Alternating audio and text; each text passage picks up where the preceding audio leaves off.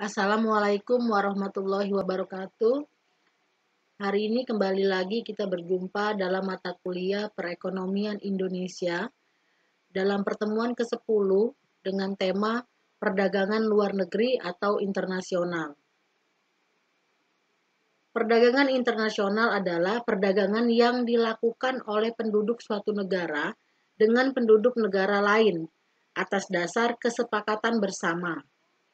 Penduduk yang dimaksud dapat berupa antar perorangan, antar individu, dengan pemerintah suatu negara atau pemerintah suatu negara dengan pemerintah negara lain.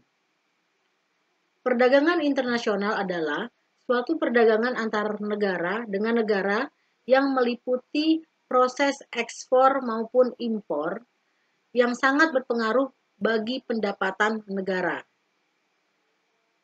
Perdagangan internasional melibatkan mata uang sebagai transaksi jual-beli antar negara dan hukum yang digunakan sesuai hukum internasional.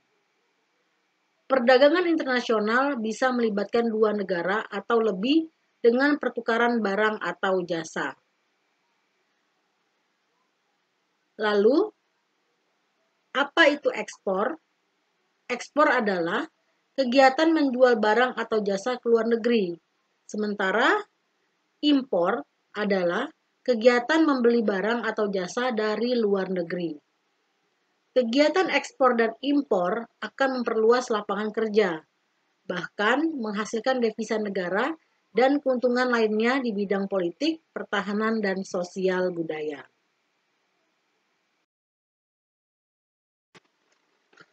Selanjutnya yaitu penyebab terjadi perdagangan internasional. Perdagangan internasional terjadi karena yang pertama yaitu faktor geografis antar negara. Yang kedua yaitu penguasaan teknologi yang berbeda-beda. Dan yang ketiga yaitu perbedaan sumber daya alam. Dan yang keempat yaitu perbedaan produk barang. Dan yang kelima yaitu perbedaan konsumsi penduduk antar negara. Dan yang terakhir yaitu individu di tengah perdagangan internasional. Kemudian, teori yang mendasari adanya perdagangan internasional. Ada dua teori yang mendasarinya. Yang pertama yaitu teori keunggulan mutlak. Pada teori ini dijelaskan bahwa perdagangan secara internasional akan memberikan keuntungan pada suatu negara. Dengan syarat negara yang melakukan produksi menetapkan harga lebih rendah dan dibandingkan dengan harga yang telah ditetapkan di negara lain. Teori yang kedua yaitu teori keunggulan komparatif.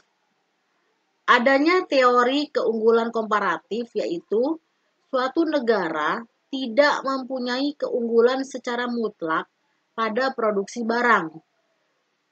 Pada suatu negara bisa melakukan perdagangan secara internasional yaitu dengan memilih barang yang paling efektif dan efisien untuk proses produksi.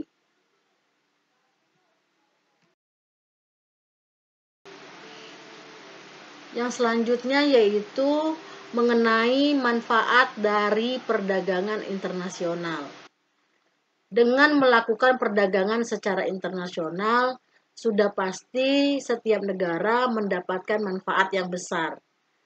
Berikut ini beberapa manfaat yang didapatkan dengan adanya perdagangan secara internasional. Yang pertama yaitu terjadinya hubungan bilateral dan multilateral. Hubungan bilateral yaitu hubungan yang dilakukan antara dua negara yang tentunya saling menguntungkan dalam melakukan perdagangan secara internasional. Sementara itu, multilateral adalah merupakan kerjasama antar berbagai negara tanpa adanya batasan wilayah, sehingga jangkauan bisa luas ke seluruh dunia. Manfaat yang kedua yaitu saling bantu secara cepat. Dengan adanya perdagangan secara internasional, tentu terjadi efisiensi dan efektivitas suatu barang atau jasa antar negara. Sehingga bisa saling membantu memenuhi kebutuhan, serta dipilihlah proses produksi yang lebih cepat sehingga dapat menghemat waktu, biaya, serta meningkatkan harga jual. Yang ketiga yaitu meningkatkan kesejahteraan suatu negara. Jika terjadi perdagangan antar semua negara, tentunya akan memberikan peningkatan kesejahteraan.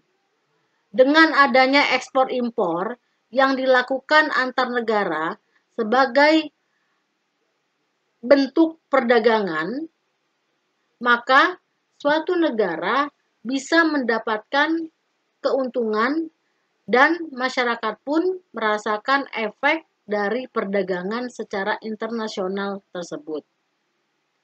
Manfaat yang keempat yaitu keuntungan internal dan eksternal. Keuntungan secara internal tentu bisa dirasakan oleh negara yang bersangkutan.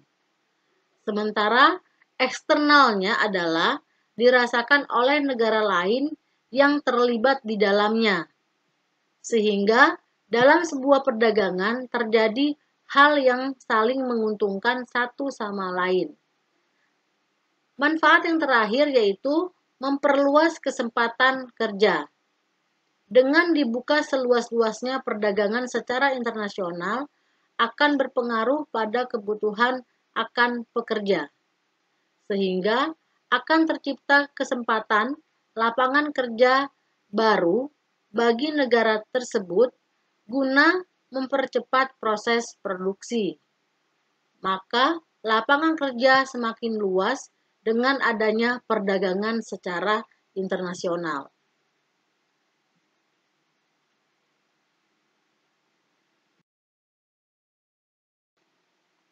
Yang terakhir yaitu mengenai faktor pendorong dari perdagangan internasional.